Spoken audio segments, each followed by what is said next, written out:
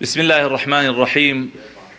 الحمد لله رب العالمين، وصلى الله وسلم وبارك على رسول الله محمد وآله وصحبه وسلم أجمعين. أما بعد، أوصيكم عباد الله بتقوى الله، وأحثكم على طاعته والتزام أوامره واجتناب نواهيه، واستفتح بقول الله تعالى: أعوذ بالله من الشيطان الرجيم: خذ من أموالهم صدقة تطهرهم وتزكيهم بها وصل عليهم إن صلاتك سكن لهم. برایانی بەڕێز و خۆشەویست، ئیماندارانی ئازیز، سەلام و ڕەحمەت و بەزەیی و میهرەبانی خوای پەروەردگار بڕژێ بەسەر هەموو لایەکتانە. داواکارین لە خوای پەروەردگار ڕۆژ و تاعەت و عیبادەت و بەندەتی هەموو لایەکمان قبول کات و هەموو لایەکمان سەرفرازی دوا ڕۆژ بکات و خوای پەروەردگار وڵاتمان پڕ بکات لە خێر و خۆشی و ئەمن و ئاسایش و بەختەوەری. بەڕێزان، ئەمڕۆ لە خزمەت ئێوەی بەڕێز و خۆشەویست لەسەر پایەیەک لە پایە گرنگەکانی ئیسلام دەوەستین. دەمانەوێت چەند قسەیەک بکەین لەسەر پایەیەک و کۆڵەکەیەکی گەورە و ئەساسی لە پایەکانی ئەم دینە کە بریتیە لە بەخشینی ماڵی زەکات لە پێناو ڕەزامەندی خوای پەروەردگارە. هەڵبەتە بەڕێزان، ئەم بابەتە لەگەڵ ئەوەی کە پایەیەکی گەورە و ڕوکنێکی ئەساسیە لە پایەکانی ئیسلام، خەڵکانێک ئاسانکاری و تەساهول لەم بابەتەکەن، لە ڕەزیلی و لە چروشیان هەندێک جار لە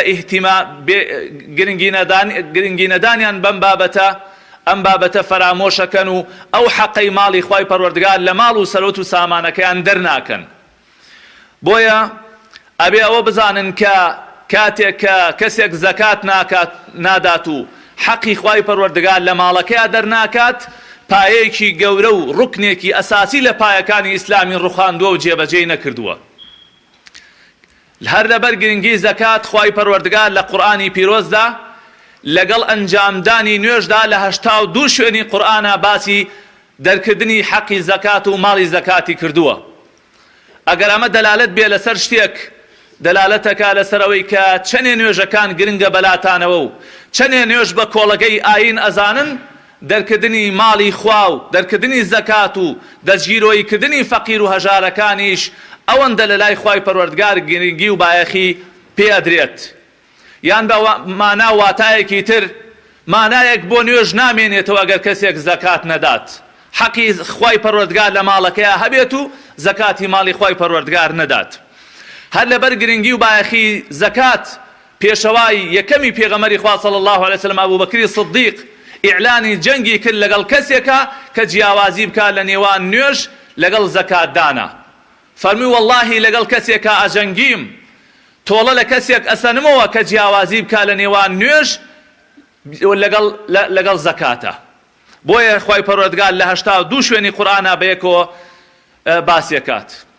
و خوای پەروەردگار باسی ئەو کەسانەی کە حەقی فەقیر و هەژار لە ماڵ و سەرۆت و سامانەکانیان دەرناکەن لەگەڵ هاوبەش پەیداکەرەکانە بۆ خوای پەروەردگار باسییانەکە. ئەفەرمێ: ووەیل للمشرکین الذین لا یؤتون الزەکات. هاوار و ماڵوێرانی بۆ ئەو هاوبەش پەیداکەرانەی کە زەکاتی ماڵەکانیان دەرناکەن. یعنی خوای پەروەردگار ئەوانەی لەگەڵ مشریک و هاوبەش پەیداکەرەکانە بۆ خۆی بەیەکەوە لە قورئانە باسییانی کردووە. ئیسلام کاتێکە زەکات واجب بکات، نیسبەتێک پارە و سەرۆت و سامان واجب بکات لە ماڵە، بەڕاستی کۆمەڵێ مەبەست و غایەتی زۆر گەورە لە پشتیەوە هەیە. یەکەم لەو غایەت و مەبەستانە ئەوەیە کە ئەو چروکی و ئەو بەخیلیەی کە لە ناخی ئینسانە هەیە، ئینسان لی دەرباز بێت. هەندێک جار بەڕێزان، ڕەزیلی و بەخیلی ئینسانەکانی کۆت کردووە، ئینسانەکانی بچوو کردووەتەوە، ئینسانەکانی بێزراو کردووە لە ناو کۆمەڵگایە. بۆیە خوای پەروەردگار ئەیەوێ ئێمە بە بەخشینی ماڵ، بە بەخشینی زەکات ڕزگارمان بکات لەو کۆت و لەو بەندایەتی پارە. بەداخەوە هەندێک کەس هەموو ژیانی تەرخان کردووە بۆ خزمەتکردنی پارە و سەرۆت و سامانەکەی. بۆیە خوای پەروەردگارە فەرمێت: ومن يوق شح نفسه فأولئك هم المفلحون. ئەوانەی کە خۆیان لە داوی ڕەزیلی ڕزگارەکەن، ئەوانە سەرفراز و سەرکەوتون. چونکە زۆر کەس هەیە لەم دنیا کۆت و بەند کراوە و دەستی لە گردنی ئاڵاوە لە تاو ڕەزیلیا و ناتوانێ ببەخشێ و ناتوانێ خەڵکی تر دڵخۆش بکات.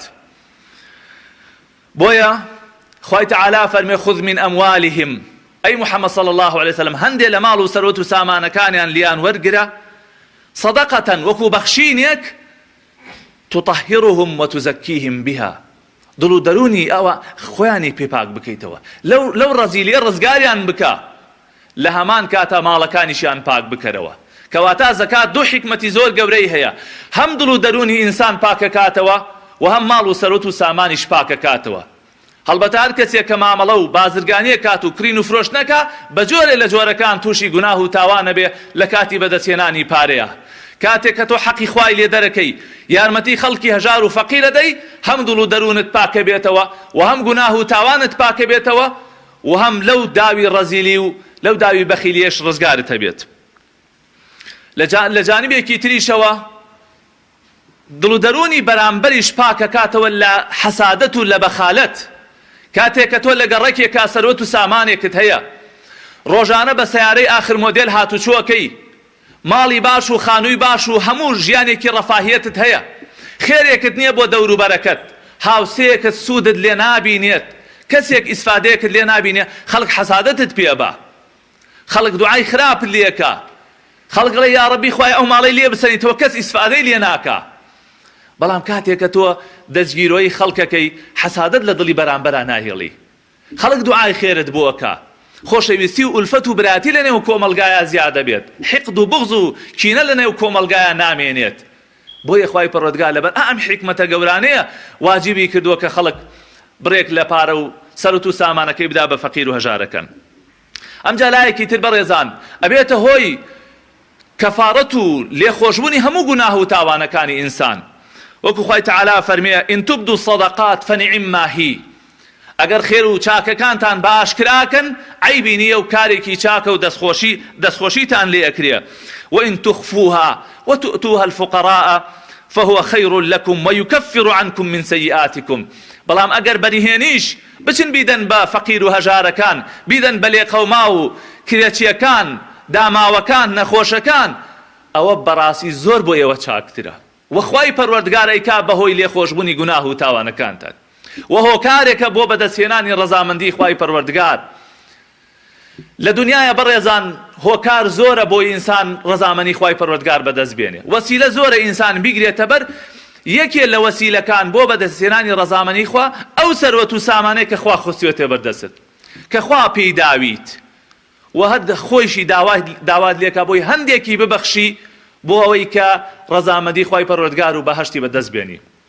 خۆشبەختی بۆ ئەو کەسانەی کە بەهۆی ماڵ و سەروەت و سامانەکەیان دڵی هەزاران کەس خۆشەکەن و بزاخەنە سەر لێوی فەقیر و هەژارەکان و بەهەشتی خوای پەروەردگار بۆ خۆیان مسۆگەرەکەن و لە دنیای خوای پەروەردگار زیاتریشیان پێبەخشیە.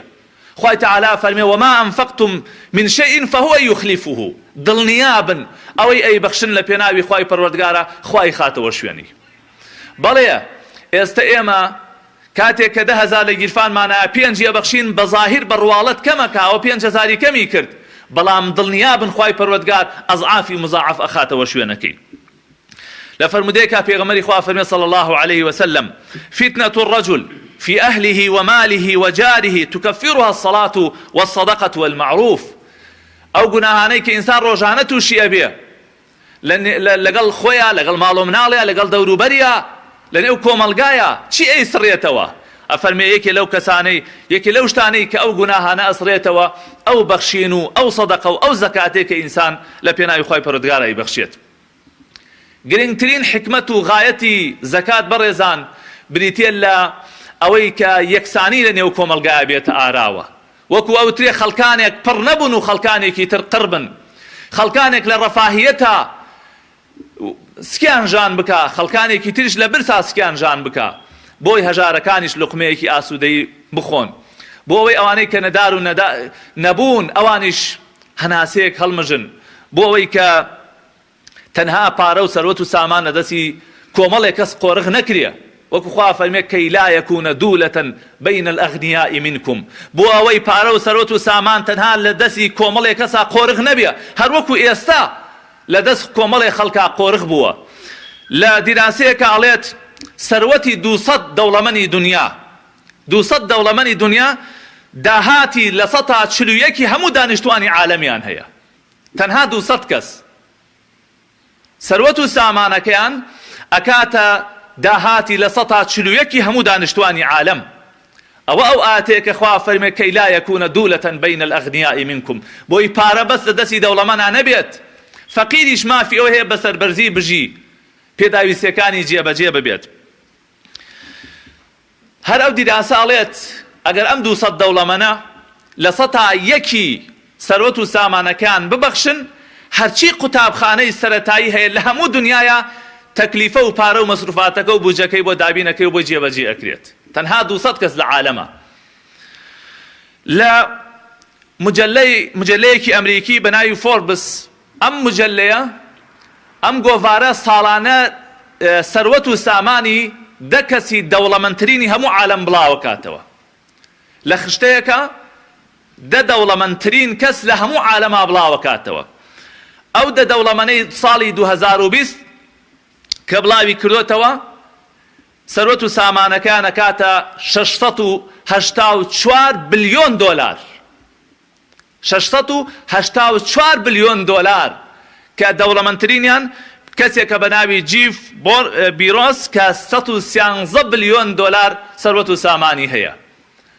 ئەمە ئەگەر ئەم پارەیە بێتە نێو بازنەی ئیسلامەوە و حەقی خوای پەروەردگاری لێ بکرێت، لە هەموو عالەما فەقیر و هەژار ئەحەسێتەوە. و تەنها لە وڵاتە عەرەبیەکانە زیاد لە 70 ملیۆن دۆلار ساڵانە زەکات هەیە. تەنها لە وڵاتە عەرەبیەکانە. ئەگەر ئەو سەروەت و سامانەی کە دەوڵەمەندەکانی وڵاتە عەرەبیەکان و شەرقی ئەوسەتی هەیەیانە دابەش بکرێ 70 ملیار دۆلار دابەشکەی بەسەر فەقیر و هەژارە، لەکوێ فەقیر و هەژارە مێنێتەوە؟ بۆیە لە سەردەمەکانە لە سەردەمی عومەری کوڕی عەبدولعەزیزە کاتێک کە زەکات وەکو خۆی وەرەگیرا و دابەشەکرا بەسەر فەقیر و هەژارە، ئەم شار و ئەو شارە گەڕان کەسێکیان دەست ناکەوت کە زەکاتی بدەنێ. لەبەر هەموو کەس هەموو دەوڵەمەندەکان بە یەکسانی حەقی ماڵی خۆیان دەرەکرد و زەکاتیان ئەدا بە فەقیر و هەژارەکان. بەڵام کاتێک کە ئێستاوە ناکرێت ئەبینی خەڵک لە دنیا زۆر برسیە. بە پێی ئاماری نەتەوە یەکگرتووەکان ساڵانە 7 ملیۆن مناڵ بەهۆی برسیەتیەوە لە دنیاە ئەمرێ. ئەمە بەڕاستی کاریسەیە بەڕێزان. کاتێک کە زەکات خوای پەروەردگار واجبێکە بۆ ئەوەی ئەو خەڵکەی تریش بە ئاسوودەیی بژین، بۆ ئەوەی ئەو خەڵکەی تر لە برسا نەمرن، بۆ ئەو خەڵکەی تریش احتیاجیان بەوە نەبێت کە گورچیلەکانی خۆیان بفرۆشن، ژیانیان ئەو پەڕی لە نەهامەتی و ناڕەحەتیا بێ. بۆیە ئیسلام کاتێک کە ئەم پایە بەرزەی داناوە خەڵکانێک پشتگوێیە خەن کە خوای پەروەردگار سەروەت و سامانێکی پێبەخشیون، نایبەخشن لە پێناخوای پەروەردگارە، بۆیە گەورەترین هەڕەشەیان لێکە وەکو فەرمێ والذین یەکنیزون الذهب والفضة ولا ينفقونها في سبيل الله فبشرهم بعذاب أليم.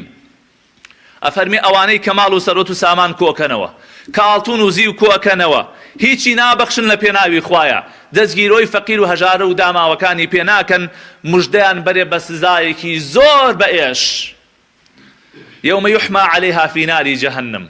ئەو پارەی کە ئەمڕۆ دڵت پێخۆشە، ئەو پارەی کە ئەمڕۆ شانازی پێوەکەی، ئەو پارەی کە ئەمڕۆ وای لێ کردووی وا ئەزانی نامریت، لە ڕۆژی قیامەتا خوا فەرمێ بۆیان ئەکرێ بە پارچە لەوح و لەناو ئاگری جەهەنەما بۆیان داغەکرێ فتوکوا بها جیباههم وجنوبهم وظهورهم.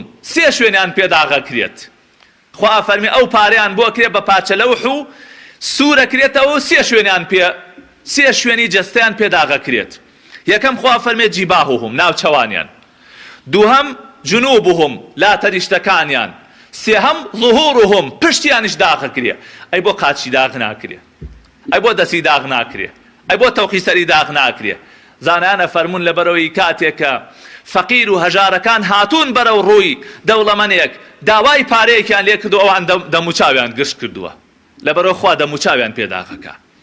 کاتێک کە فەقیرێک هەژارێک داوای لیان کردووە، ئەوان پشتیان لە فەقیر و هەژارەکە کردووە، لایان لێ کردووە ئاوها، بۆیە ئەم لایەیان پێداغەکرێت، تەنیشتەکانیان پێداغەکرێت. ئەی بۆ پشتیان داغەکرێت هەندێک جار کابرا ئەوەندە بێتاقەت بۆ لە فەقیر و هەژارەکان پشتی کردووە لە فەقیر و هەژارەکە لەبەر خوا فەرمێ پشتیشیانی پێداغەکرێت الجزاء من جنس العمل ئەمجا پیانەوترێ هذا ما كنزتم لأنفسكم ئەوە پارە و ڕەسیدەکەتانە ئەوە حیساب بانقێکەتانە ئەو سەرۆت و سامانە بوو لە دنیاە کە کۆتانە کردەوە لە چل دینارە دینارێکی بدە بە فەقیر و هەژار لەبەر خوا بۆ خۆت بۆ پاشە ڕۆژی خۆت بۆی خەڵکیش دوعای خێرت بۆ بکاو خەڵکیش بە ئاسوودەی و ئارامی بژی و تۆش بۆ خۆت بەهەشت بەدەست بێنی جا پیانەوترێ ئەمە پارەکانتانە ئەوە سەرۆت و سامانەکانتانە فذوقوا ما كنتم تكنزون دەبڕۆ بە جۆرەی ڕەسیدەکەت بە جۆرەی پارە و سەرۆت و سامانەکەت بچێژە لەو سزایی کە خوای پەروەردگار بۆی ئامادە کردووی لە فەرمودەی صحیحە هاتووە پێغەمبەری خوا صلی الله عليه وسلم ئەفەرمێت هەر خاوەن ئاڵتونێک هەر خاوەن پارە و سەرۆت و سامان و زیوێک حەقی خوای پەروەردگاری لێ نەدا ئیلا لە ڕۆژی قیامەتە خوای پەروەردگار ئەو پارە و سەرۆت و سامانەی بۆ ئەکا بە ئاسن و گەرمێکا و لاتەنیشتەکان و ناوچەوان و پشتی پێداغەکرێت كلما بردت أعيدت له في يوم كان مقداره 50,000 سنة هێشتا حەق و حساب دەستی پێ نەکردووە لە ڕۆژی قیامەتە پێشەوەی حەق و حساب دەست پێ بکە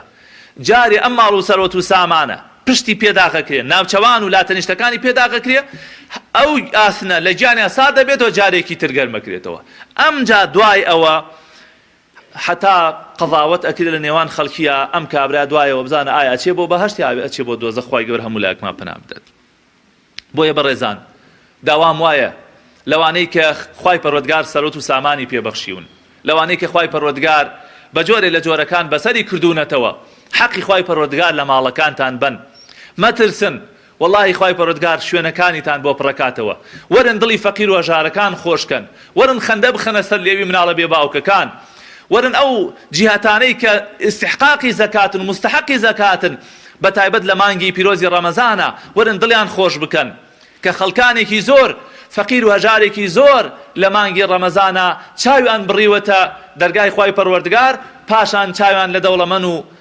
پارەدارەکانە بۆی کە لایەکیان لێ بکەنەوە بەمە بەڕێزان پایەیەکی گەورەی ئیسلام جێبەجێ ئەەکەی و ڕەزامەنی خوای پەروەردگار بەدەستەهێنی و خۆت لە داوی ڕەزیلی ڕزگارەکەی و دڵی فەقیر و هەژارەکانیش خۆشەکەی داواکارم لە خوای پەروەردگار هدایەت و تەوفیقی هەموو لایەکمان بدات ئیسلاحی حاڵمان بکات خوای پەروەردگار دڵی دەوڵەمەندەکان نەرم بکات کە حەقی ماڵەکانیان بدەن یارمەتی فەقیر و هەژارەکان بدات یا رب العالمین شیفای نەخۆشەکانمان بنێری شیفای نەخۆشی مسلمانان بنێری دەروی خێر لە هەموو خوشکوبرایەکی مسلمان بکەیتەوە هەر کەسێ نەخۆشە شیفای بەخێری بۆ بنێری هەر کەسێ قەرزارە یا رب العالمین دانەوەی قەرزەکەی بۆ ئاسان بکەی هەر کەسێ لە ناڕەحەتی و ناخۆشیایە خوا دەروی خێری لێ بکەیتەوە ئەم وڵاتەی ئێمە وڵاتی مسلمانان پڕکەی لە خێر و خۆشی و ئەمن و ئاسایش بەدووری بکەی لە قەیران و بەڵاو مصیبەت و ناڕەحەتی و ناخۆشی یا رب العالمین آمين آمين وصلى الله وسلم وبارك على رسول الله محمد وآله وصحبه وسلم أجمعين ربنا آتنا في الدنيا حسنة وفي الآخرة حسنة وقنا عذاب النار آمين